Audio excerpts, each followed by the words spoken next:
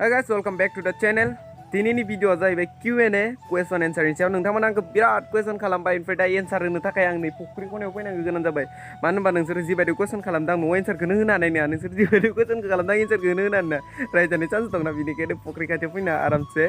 एन्सारखौ होनोसै नोंथांमोना फारि फारि खोनासंलांबाय थादो आरो जायबा क्वेश्चन खालामाखै आरो जायबा भिडिअखौ नायनो गोसो जाया नायाबानो जाबाय सोरबा बिराद गाज्रि कमेन्ट खालामो स' बिथांमोनखौ रिक्वेस्ट खालामना बुङो आङो गाज्रि कमेन्ट हरनाङा जुदि आंखौ नायनो गोसो गैया साबस्क्राइब खालामनानै थांबानो जाबाय आरोना स' भिडिअखौ स्टार्ट खालामसै नोंथांमोना नायलांबाय थादो भिडिअखौ गाइस भिडिअखौ जागायनायनि सिगां डिसक्रिप्शनाव सेकेन्ड चेनेल लिंक दं नोंथांमोना प्लिज खनसे चेक खालामना साबस्क्राइब खालामना फैबानो जाबाय गोजोननाय थागोन आरोना फार्स्ट कमेन्टखौ खालामदों GN अफिसियेला बिथाङा मोनब्रै कुइसन खालामखादों नाम्बार 1 आवनो दं नोंनि जे एबा बबेनि आरो मा नेम खोथाया माथो आङो खोथाना लानानै साबसिन जादों Number 2 नोंनि फेभरेट बड' एक्टर एन्ड एक्ट्रिसा सोर आंनि फेभरेट बड' एक्टर एक्ट्रिस होनबा बयखौबो मोजां मोनो आङो बिदि फेभरेट सासे सानै गैया आरोना बयखौबो मोजां मोनखायो आङो नाम्बार 3 कुइसन खालामदों नों मोख्रा बेदर जाफेरबाय नामा ब्र आं मोख्रा बेदर मोनजाफेराखै ओमफ्राय नाम्बार 4 नों लाइफआव साबेसे जिए प्रप'ज खालामखो लाइफआव प्रप'ज होनबाथाय खालामबाय आं 12 जनसो बेनोसै आंनि कुइसना ब्र एन्सार नेना थाबाय नेक्स्ट भिडिअ स' ब्र'आ मोनबाय जानो हागौ नोंनि एन्सारखौ एबार नेक्स्ट कुइसनाव थांलायनोसै नेक्स्ट कुइसनाव खालामदो बिपेन लभार्सआ what is your aim in life आंनि एम इन लाइफ दा गैथ'आनो आं एमखौनो खालामथ'वाखै दायो जेबो आरो दैमारिया कुइसन खालामदो ब्र आंनि कुइसना जाबाय नों बहानि आरो बेसेबां क्लासाव फरायो आङो धेमाजि डिस्ट्रिक्टनि टाउना जाबाय जोंना सिमेन्ट सापरि गामिया 3 नं माजगाव ओमफ्राय आङो दायो हाई सेकेन्डारि फरायदों दा पिअ एग्जाम होना दोनदो रिजाल्टआ मोनाखैनो माला होगोनथाय दिनै होनो गोनांमोन रिजाल्टआ खिन्थु दिनैबो मोनदिया खै तारिखआव होगोन मिथिला इखो स' बिथाङाबो मोनबाय जानो हागौ बिथांनि कुइसननि एन्सारखौ रिंखां ब्लगआ कुइसन खालामदो बेबो मोनब्रै कुइसन खालामदो स' कुइसनखौ फरायलांनि बिथांनिखौ नोंनि फनाव सबसे गोनांसिना मा आंनि फनाव सबसे गोनांसिन होनबा जिबानो गैया ओमफ्राय कुइसन नाम्बार 2 नोंखौ सानसेनि थाखाय प्राइम मिनिस्टार खालामबा नों बर' हारिनि थाखाय मा खालामगोन फार्स्टआवनो लामा नायगोन ओमफ्राय बयनोबो न' रानना होगोन आङो बेनो ओमफ्राय कुइसन नाम्बार 3 नों मा खालामनानै गोसोखौ मोजां मोनो स' आं इउटुब भिडिअ बनायनानै गोसोखौ बिराद मोजां मोनो आरोना लास्ट कुइसन are you still virgin Sonali and Kirti बसुमतारिया कमेन्ट खालामदों what is your hobby and what your aim in life आंनि हबियानो जाहैबाय सासे मोजां इउटुबार जाना बयजोंबो सिनायजानाय खिन्थु जाथ'वाखैनो आरो जानायबो नङा दां what your aim in life आंनि एम इन लाइफआनो जाहैबाय मोजां मोनसे आइटिआइ कर्स लानानै सासे मोजां इन्जिनियारिं जानो सानदोंमोन आङो नाथाय फैसानि थाखाय बेखौबो आङो फरायनो हादियासै हायोबा उनाव नाजानोसै आं बे आइटिआइ कर्सखौ स' नेक्स्ट कुइसनाव थांनोसै मनिसा बर'आ कमेन्ट खालामदों रिजाल्टआ माला होगोन आरो फिथाइआ माबोरै जागोन फंबाय रिजाल्टआथ' दिनैनो होनो गोनांमोन नाथाय फावसायलायबाय आरोना बेखौ दा बुंथ'नोनो हाला माला होगोन आरो डिग्रिखौ बहा फरायगोन डिग्रिखौबो आङो बे जोंनि सिमेन्ट सापरि कलेजावनो फरायनोसै जिउआव नों मा जानो सानो आगै जिउआव आं मा जानो सानो आं बुंखाबाय बिमा बिफाखौ अरायबो हेपियाव लाखि थेंक इउ स' माच आं जिमान हायो नाजाबाय थागोन प्रमिला बर' क्रिएसन कमेन्ट खालामदों आदा नों बेसेबाङाव फरायो आङो पिअ एग्जाम होना दोनदो दा रिजाल्टखौ मोनाखैनो आरो नोंनि इयार्सआ बेसेबां लभ फ्रम गगामुख प्लिज रिप्लाइ आंनि इयार्सआ दा 18 इयार्स केकिंआ मोनसे कमेन्ट खालामदो ब्र नों खैदिन दुगैयालासिनो थाफेरखो प्लिज एन्सार आङो दुगैयालासिनोथ' सानथामानो जाबाय नै दिनैबो सानथामानो जाबाय अखा हाबाय थानायखाय दुगैयाखैना आङो आरो खैदिन खियालासिनो थाफेरखो खियालासिनोथ' थायो बिदिनो मालाबा सानसे गाहाम खिथु सुनो बाबाथाय आरोना ओमफ्राय नों टयलेटआव फन लांना भिडिअ नायफेरगोन ना नायफेराखै मबाइल लाङाबानो खियानो गवा आंना हामा मोननाङा दे ब्र एसे फानि कुइसन सोंबाय आं ब्र मानो हामा मोननांगौ ब्र थेंक इउ स' माच नोंनि कुइसनानो आंखौ इन्ट्रेस्ट खालामलायबाय दा नेक्स्ट कुइसनाव थांलायनोसै हरेनि स्टेटासा कमेन्ट खालामदो भिडिअ आपल'ड होनायाव माया बांसिन प्रब्लेम जायो भिडिअ आपल'ड होनायावथ' जेबो प्रब्लेम जाया आरो आपल'ड खालामखांना मानि प्रब्लेम जायो आपल'ड खालामखांनाबो जेबो प्रब्लेम जाया टेल मी भिउसआ एनि प्रब्लेम भिउस फैयाबा बेनो एसे गोसोखौ डाउन मोनो आरोना स' बेयावथ' जेबो प्रब्लेम गैथ'वा नेक्स्ट कुइसनाव थांनि जे ब्लग ब्र नोंना जेब दंना गैया दंनायालाय दङ खिन्थु खोन्थानो होआखै खोन्थाबानो साबसिनगोन होनखादो फुंबिलि बर'आ कमेन्ट खालामदो नोंनि उन्दै समाव एलपि स्कुलाव फरायनाय समाव मा दुस्थ' खामानि मावोमोन बेखौ खोन्था फंबाय आं एलपि स्कुलाव दुस्थ' खामानि मावो होनबाथाय बे मानसिफोरखौ पेन्ट ना खारनाय बेनो बेनिफ्राय खेरखिनिफ्राय हासुहरनाय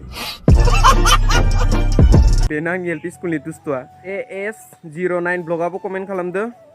ओइ आदा नों बेसेबाङाव फरायो आरो नोंना जिएफ दंना गैया नों मा जायगानि प्लिज अन्नानै रिप्लाइखौ होगोन होनना आसा थाबाय लभ फ्रम नागालेण्ड थेंक इउ स' माच नागालेण्डनिफ्राय हरनायनि थाखाय आरो बेनि एन्सारफोरखौथ' आं सिगाङावनो होखाबाय आगै नायना लाबानो जाबाय बेटा बर'आ कमेन्ट खालामदों नों उन्दै समाव मा फिथाइखौ बांसिन खावना जानाय उन्दै समाव आङो बांसिन लिसु फिथाइखौ खावना जादों नोंना जिएफआ बबेनि आरो मा नाम आं जिएफखौथ' दहायनो खोन्थाखाबाय आङो नोंसा सोर सोर दं जोंहा न'खराव साब्रै आइ बाबा ओमफ्राय आं ओमफ्राय आंनि फंबाय सासे दं जोंहा न'खराव साब्रैल' आरोना नोंनि एक्सआ साबेसे आंनि एक्सआ 12 जन ओमफ्राय नों माला हाबा जागोन आंथ' दा हाबा जानायनि सिमांखौनो नुवाखै आरोना जाबाथाय लेंहरगोन ना लेंहरा होनदों आरो दा हाबायाव लेंहरगोन दे 20 बोसोरसो थानानै नोंथांमोना फैबानो जाबाय जुदि फैनो हायो आरोना एक्सट्रा अल इउटुबार निउसआ कमेन्ट खालामदो भाई आंनि कुवेसन आं सर्ट मुभि प्रडाक्सन खालामनो सानदों लाब जागोन ना लस जागोन प्लिज रिप्लाइ सर्ट मुभि खालामबा फार्स्टआवथ' मानिखौ गारग्रोखानांगोन ओमफ्राय जुदि नोंना कन्टेन्टआ मोजां भिउवार्सफोरा जुदि नोंनि भिडिअखौ नायना मोजां मोनो अब्ला नों निस्सय फिथाइखौ मोनफिनगोन स' बेनो आंबो बारा मिन्थिया बिटिआर लभार्स ब्र' नों मा स्ट्रिमाव फरायो आर्ट साइन्स कमार्स ब्र'नि जिएफआ बहानि प्लिज गिभ मी एन्सार आं आर्ट्सआव फरायो ओमफ्राय जिएफखौथ' दहायनो बुंखाबाय आङो मनजिता बसुमतारी आगोलनि फेभारेट ओंख्रिया मा आरो फेभारेट गस्लानि कालारा मा आंनि फेभारेट ओंख्रिया जाहैबाय थाइगिरजों अमा बेदर ओमफ्राय फेभारेट गस्लानि कालारानो जाहैबाय रेड गस्ला बिराद गाननो मोजां मोनो बेनिखायनो आंनाव रेड गस्लाया गांथाम गांब्रैसो दं खोमा एबार नेक्स्ट कुवेसनाव थांनायनि आब'आ मोनबाय जानो हागौ आब'नि एन्सारखौ स्टुडेन्ट सरगियारिया कमेन्ट खालामदों आदा नोंनि चेनेला मनिटाइज जागोन ना जायाखै आरो जाबायबा मास मोनसेयाव बेसे मोनो मानिखौ रिप्लाइ मोनगोनखौ आसा खालामबाय आंना चेनेला जेब्ला 3K दंमोन अब्लानो आंना चेनेला मनिटाइज जादों मनिटाइज जाखांनानै फैसा मोनाखै आङो 10K साबसक्राइब जानायावसो आं पेमेन्टखौ मोनहैदों मानो होनबाथाय गुगल एडसेन्स एप्लाइ खालामबाय गुगल एडसेन्स फैनानै गुगल एडसेन्सनि डकुमेन्ट फर्म फिलआप खालामबाय फर्म फिलआप खालामना बिदिनो अग्रम बिराद डकुमेन्ट जमा खालामनांदों बिनिफ्रायसो आं फार्स्ट पेमेन्टखौ मोनदों 10K साबसक्राइबावसो आङो फार्स्ट पेमेन्टखौ मोनहैदों आरोना SN ब्लग ब्र' नों बेसे दामिनि गस्ला लंपेन्ट गानखो आङो 2000निफ्राय सायाव थाङाखै आङो गस्ला लंपेन्ट गाननाय आरोना 2000नि सायाव दामिनि गस्ला लंपेन्ट गानना मोनफेराखै आङो बि बड' आदा आंनिफ्राय मोनसे रिकुवेस्ट आसा खालामो रिप्लाइ होगोन नों बबेनि आरो मा मुं नोंहा आदा आङो धेमाजि डिस्ट्रिक्टनि जोंना टाउना सिमेन्ट सापरि गामिया जाबाय 3 नं माजगाव इनिफ्राय आंनि मुङा बयबो सोंहरबाय थायो नोंनि मुङा गपियान नामा गपियान नामा येस राइट आंनि मुङा गपियानो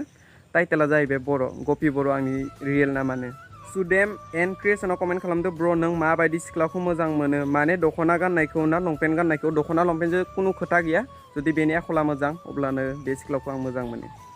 नार्जारि दिदि आदा सना नोंनि बाजैखौ आरो नोंनि न'खरनि गासैखौबो लानानै ज' खेबसे भिडिअ बानाय आदा सना प्लिज बाजिनाबो मोनसे एक्सट्रा चेनेल दंखायो दिपालि अफिसियेल नोंथांमोना चेक खालामना नायनो हागोन आरो आंनि न'खरनि फेमिलिनिबो भिडिअ दंखायो नों चेक खालामबा बे भिडिअखौ नुनो मोनगोन आरो ना आगै प्लिज खनसे चेक खालामना नायहैबानो जाबाय न'खरनि फेमिलिनि भिडिअ होखांबाय आङो दयेल बसुमतारी आदा नों इउटुबाव फैनाया बेसे गोबाव जाखो हो आदा आरो नों मा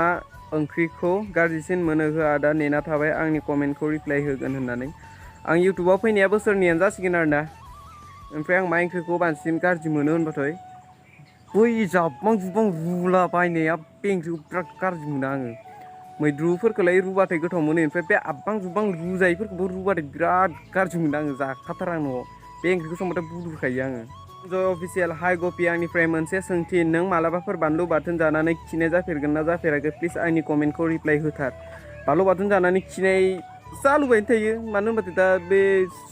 गोखै गोला जानायनि सम मोनफैलायबाय बे बानलु गोसा गोसा होना जालाबायसिगोन काजि हालाबायनानै बे न'आव फैना हसा हस खिनाया जालायसिगोन आरोना जायोलै ब्र' बिराद जायो खिनाया आनन्द राभा नोंसानि टाइटेला मा जोंहानि टाइटेला बर' नोंनि बाबाया मा मावो जोंहा बाबाया खामानि मावो आरो नोंसा माइ गायगोन ना गाया जोंहा माइ गाया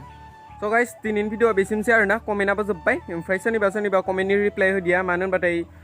बयनिबो कमेन्टआ एखे सेम जादों बेनि थाखायनो आं कमेन्टनि रिप्लाइखौ होदिया सोरनिखौबा गाज्रि मोनो आरोना आदा आबौ आगै बयनिसिमबो निमाहा बिनाय थाबाय नेक्स्टआव आलदा कुइसन खालामबानो जाबाय जि कमेन्टआ रावनिजोंबो मिलिया अब्लाना नों निश्चय रिप्लाइखौ मोनगोन अब्ला रावबो गाज्रि मोनलायना नेक्स्ट भिडिअ थाबैनो लोगो मोनसिगोन दिनैसिमसो बाय बाय आरो आंनियाव दानि कुइसन एन्सार होनायाव जुदि माबाफोर गोरोन्थि जादों बयनिसिमबो निमाहा बिनाय जाबाय बाय बाय नेक्स्टआव लोगो मोनसिगोन